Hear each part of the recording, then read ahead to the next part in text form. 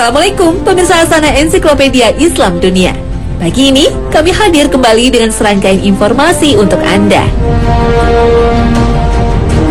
Nama Isa berasal dari bahasa Aram yang diberi gelar oleh Allah Ruhullah karena Allah meniupkan langsung ruh ke dalam rahim Maryam binti Imran. Nabi Isa juga diberi gelar Kalimatullah karena Nabi Isa diciptakan Allah dengan kalimat Allah jadilah, maka terciptalah Isa. Umat Kristen menamai Nabi Isa dengan Yesus Kristus, sedangkan Kristen Arab menyebutnya Yashu Al-Masih. Menurut para ulama, Nabi Isa disebut Al-Masih karena setiap kali menyentuh orang sakit, maka dengan seizin Allah, maka orang tersebut langsung sembuh. Wallahu a'lam.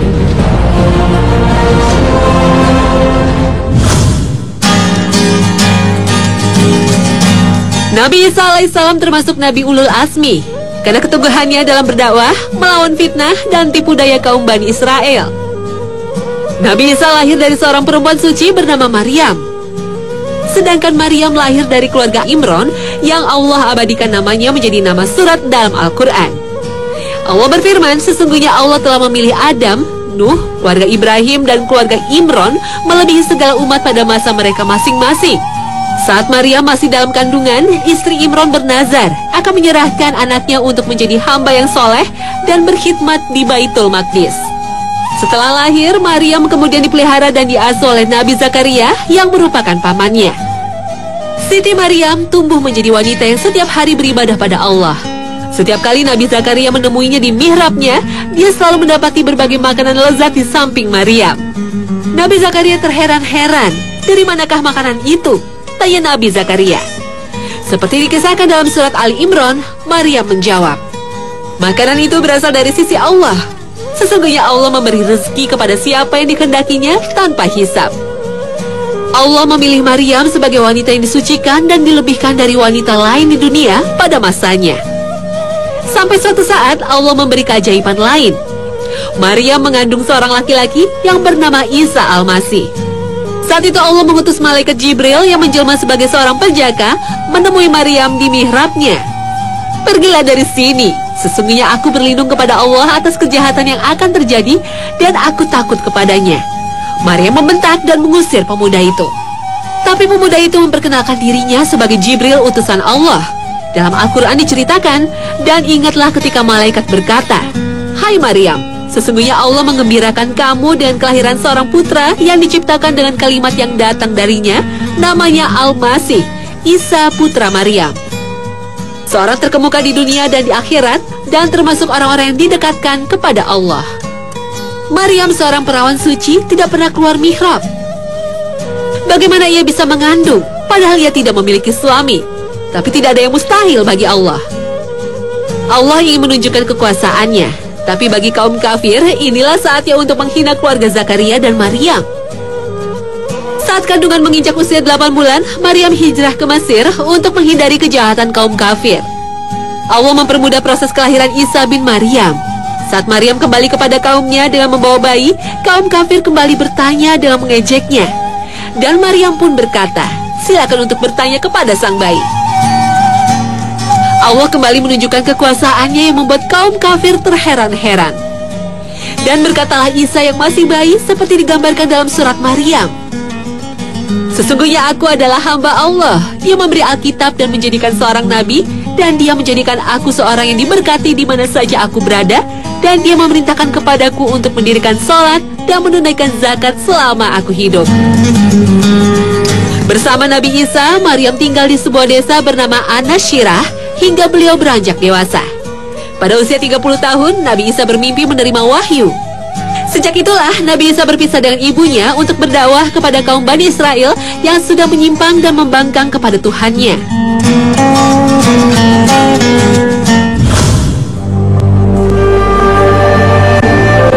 Nabi Isa alaihissalam selain membawa risalah baru, Injil, juga membenarkan kitab sebelumnya yaitu Taurat yang diturunkan kepada Nabi Musa.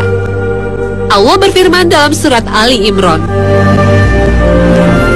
وَمُصَدِّقًا لِمَا بَيْنَ يَدَيَّ مِنَ التَّوْرَاةِ وَلِأُحِلَّ لَكُمْ بَعْضَ الَّذِي حُرِّمَ عَلَيْكُمْ وَجِئْتُكُم جئتكم بآية من ربكم فاتقوا الله وأطيعون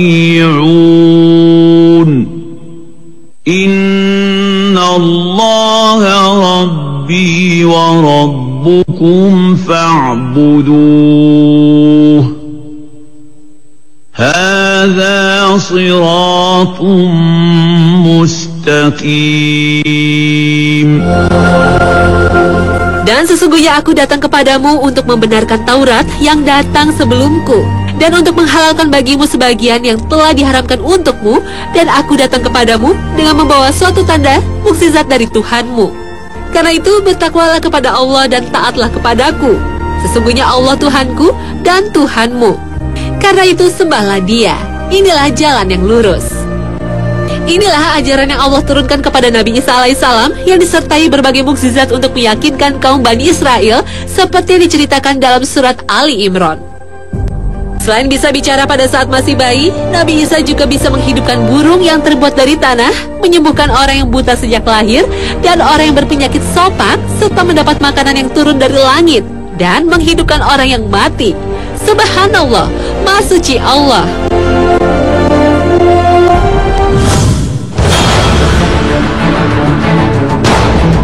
Nabi Isa diutus oleh Allah untuk berdakwah kepada kaum Bani Israel dengan membawa risalah tauhid dalam kitab Taurat dan Injil. Dalam dakwahnya, Nabi Isa mendapat perlawanan dari kaum Bani Israel. Nabi Isa difitnah, berambisi ingin menjadi raja kaum Bani Israel, bahkan dituduh mengaku sebagai anak Tuhan. Berkaitan dengan tuduhan kaum Yahudi ini, Allah jelaskan dalam surat Al-Maidah. Dan ingatlah ketika Allah berfirman, "Hai Isa putra Maryam, adakah kamu mengatakan kepada manusia, jadikanlah aku dan ibuku dua orang Tuhan selain Allah?" Isa menjawab, "Maha suci Engkau, tidaklah patut bagiku mengatakan apa yang bukan hakku mengatakannya. Jika aku pernah mengatakan, maka tentulah Engkau mengetahui apa yang ada pada diriku, dan aku tidak mengetahui pada yang ada pada diri Engkau. Sesungguhnya Engkau Maha mengetahui perkara-perkara yang goib-goib." Karena pengkhianatan salah seorang muridnya, kaum Yahudi berhasil menangkap dan menyiksa Nabi Isa, kemudian menyalibnya. Inilah keyakinan yang dianut oleh umat Kristiani. Sementara dalam versi Islam, seperti yang dijelaskan dalam Al-Quran, mereka mengaku sudah membunuh Al-Masih Isa putra Maryam, padahal mereka tidak membunuhnya dan tidak pula menyalibnya. Tapi yang mereka bunuh, seseorang yang wajahnya diserupakan dengan Nabi Isa. Siapakah yang Allah serupakan wajahnya dengan Nabi Isa? Al-Quran tidak menjelaskan secara detail siapakah yang dimaksud dalam ayat tersebut.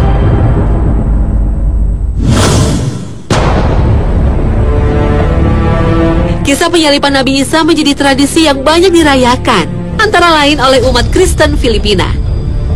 Pada saat Paskah, beberapa pemuda rela melakukan prosesi penyaliban diri, kemudian dicambuk seperti yang diderita oleh Yesus. Meski sudah dilarang oleh otoritas Katolik, wali gereja Filipina, tapi ritual ini masih tetap berlangsung. Selain penyaliban, para relawan ini berjalan mengelilingi desa sambil memukuli punggungnya dengan tongkat tajam dari bambu atau kayu hingga berdarah-darah. Ritual berbahaya ini biasa dilaksanakan di Provinsi Pampanga pada hari Jumat Agung untuk mengenang penderitaan dan kematian Yesus Kristus. Karena keunikan tradisi ini memikat banyak turis dan menjadi tontonan menarik.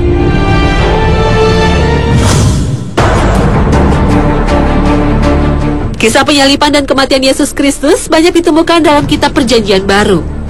Peristiwa ini terjadi pada abad ke-1 Masehi, diperkirakan antara tahun 30 dan 33 Masehi. Menurut catatan penanggalan Yahudi, Yesus mati tergantung di atas salib pada tanggal 14 Nisan, beberapa jam sebelum hari Paskah Yahudi pada tanggal 15 Nisan. Yesus dibunuh atas perintah Gubernur Pontius Pilatus, gubernur provinsi Yudea, bagian dari kerajaan Romawi. Sebelumnya, Yesus sempat dibawa ke pengadilan karena dituduh membuat makar akan menggulingkan kekuasaan Romawi.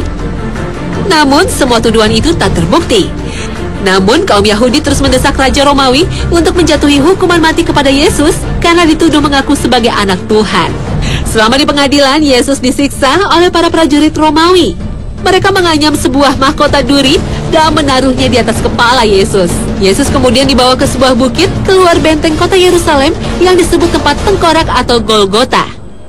Jalan yang dilalui Yesus menuju tempat penyaliban dikenal dengan Via Dolorosa atau Jalan Kesengsaraan atau dikenal juga dengan Jalan Salib. Yesus digantungkan pada kayu salib dengan dipaku kedua tangannya. Ia mulai digantung di salib pada pukul 9 pagi dan dinyatakan tewas pada pukul 3 sore. Dalam kayu salib ditulis kenapa Yesus dihukum mati. Tulisan itu dibuat dalam 3 bahasa, Romawi, Yunani, dan Ibrani.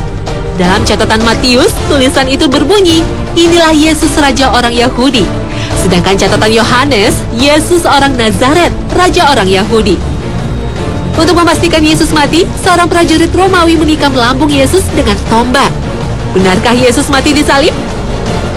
Sebuah dokumen tua dari abad kedua pernah ditemukan di Nag Hammadi Mesir yang memiliki pandangan berbeda dengan Kristen konservatif.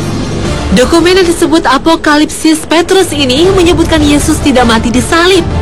Dalam dokumen itu disebutkan yang disalib adalah Simon dari Kairen yang dipaksa untuk menggantikan Yesus memikul tiang salib, meskipun dokumen diragukan otentisitasnya oleh kalangan gereja. Sementara dalam Injil Thomas, yang disalib adalah Yudas yang memiliki wajah yang mirip dengan Yesus. Peristiwa penyaliban diuraikan juga dalam Al-Quran, meskipun tidak menjelaskan siapakah tokoh yang sesungguhnya disalib. وقولهم إنا قتلنا المسيح عيسى ابن مريم رسول الله وما قتلوه وما صلبوه ولكن شبه لهم وإن الذين اختلفوا فيه لفي شك منه ما لهم به من علم إلا اتباع الظن وما قتلوه يقينا. Dalam surat An-Nisa ayat 157 bahwa Yesus atau Nabi Isa tidak dibunuh dan disalib, tapi ada seseorang yang diserupakan wajahnya. Dan mereka sesungguhnya masih berada dalam keraguan siapakah yang sesungguhnya yang disalib dan dibunuh itu. Tapi dalam sebuah sumber sejarah yang diserupakan itu adalah Yudas Iskariot, salah seorang dari murid Nabi Isa yang berkhianat dan melaporkan tempat persembunyian Nabi Isa. Bagi umat Islam, Al-Quran tidak sekedar sebuah dokumen sejarah yang otentik, tapi merupakan dokumen teologis yang wajib diyakini kebenarannya. Karena Al-Quran adalah firman Allah. Namun umat Islam tetap menghargai keyakinan umat lain yang berbeda. Dalam surat Ali Imran, Allah kembali menjelaskan bahwa Allah telah mewafatkan Nabi Isa dan mengangkatnya kepadanya. Para ulama berbeda pendapat mengenai kata mutawafikah dalam ayat tersebut. Sebagian ulama meyakini bahwa kata itu berarti mewafatkan.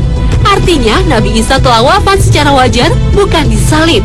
Dan ruhnya diangkat oleh Allah, bisa diartikan ruhnya dimuliakan oleh Allah. Ada juga yang berpendapat bahwa Nabi Isa diangkat oleh Allah, baik ruh maupun jasadnya, sehingga saat ini Nabi Isa belum wafat dan diyakini pada akhir zaman akan turun ke bumi. Inilah tafsir yang banyak dianut oleh para ulama yang terkenal dengan jumhur ulama.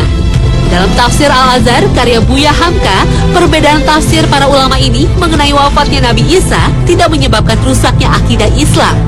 Sehingga tak perlu risau untuk memilih pendapat yang mana, karena tidak akan dinyatakan kafir atau keluar dari syariat Islam.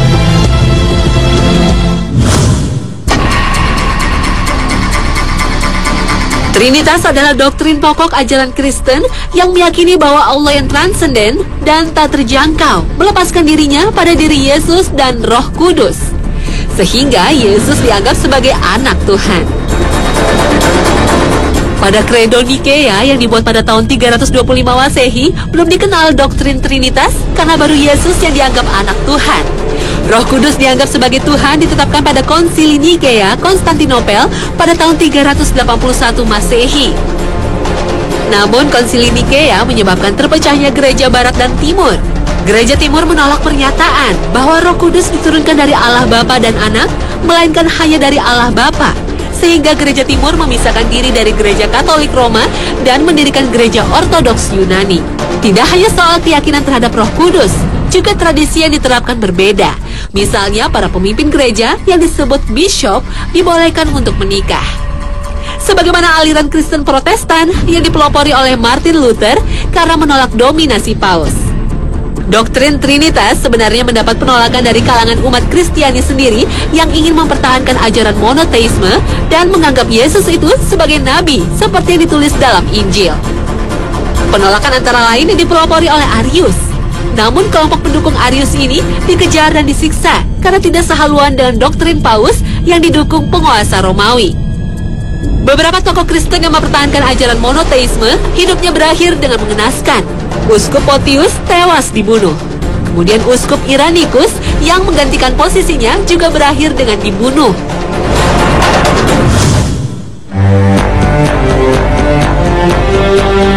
Penentangan terhadap konsep Trinitas tidak hanya terjadi pada masa awal doktrin ini dibuat.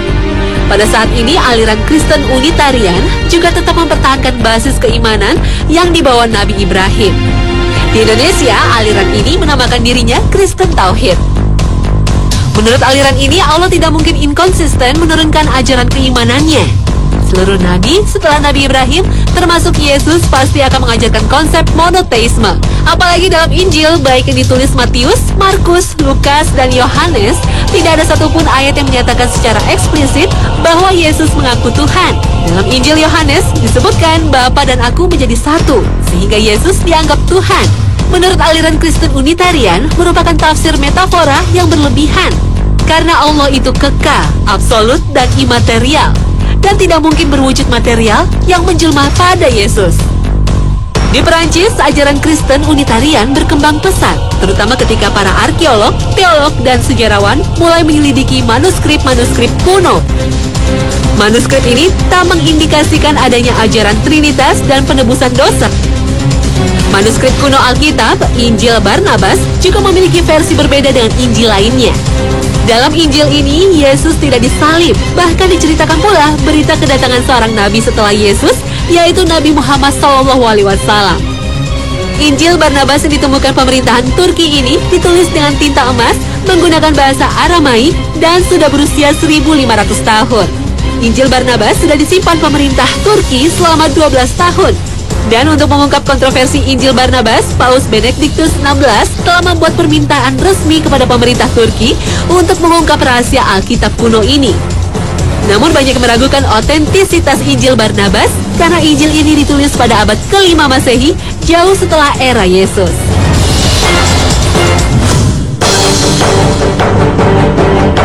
Kisah Nabi Isa termasuk kisah Nabi yang banyak difilmkan. Bagi umat Kristiani, Nabi Isa atau Yesus adalah sosok yang sangat diagungkan sebagai juru selamat. Yesus rela disiksa di tiang salib untuk menebus dosa umatnya. Penderitaan Yesus misalnya tergambar dalam film The Passion of the Christ yang disutradarai aktor kawakan Mel Gibson. Tokoh Yesus yang dibintangi Jim Caviezel dan dirilis tahun 2004 memicu banyak kontroversi karena menggambarkan perlakuan jahat kaum Yahudi pada Yesus, sehingga khawatir akan memicu gerakan antisemit. Kisah Nabi Isa juga diangkat ke layar lebar berdasarkan versi Islam dan Injil Barnabas. Nabi Isa tidak mati disalib, tapi diselamatkan oleh Allah. Yang disalib adalah Yudas Iskariot, salah seorang murid Nabi Isa yang berkhianat. Film berjudul The Messiah, arahan sutradara Iran Nader Talebzadeh, mendapat penghargaan dari sebuah festival film di Roma, Italia, sebagai nominator film dialog antara umat beragama.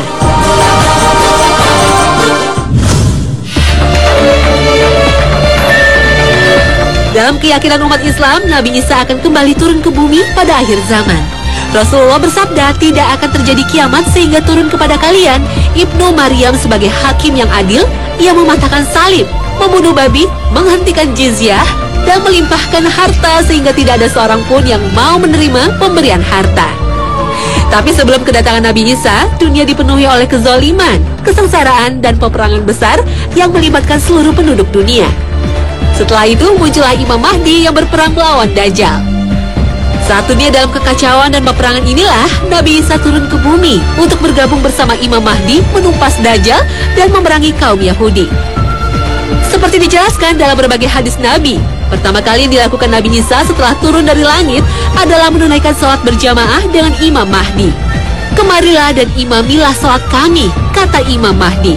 Namun Nabi Isa menolak menjadi imam dan mempersilahkan Al-Mahdi sebagai imam salat. Menurut suatu riwayat, Nabi Isa akan menetap di bumi selama 40 tahun untuk menegakkan keadilan dan kemakmuran. Dan sebelum wafat, Nabi Isa akan menunaikan ibadah haji. Rasulullah bersabda, "Demi zat yang diriku berada di tangannya, sesungguhnya Ibnu Maryam akan mengucapkan tahlil dengan berjalan kaki untuk melaksanakan haji atau umroh atau kedua-duanya dengan serentak." Nabi Isa turun ke bumi tidak membawa risalah baru, tapi melanjutkan risalah Nabi Muhammad SAW. Wallahu a'lam bishawab.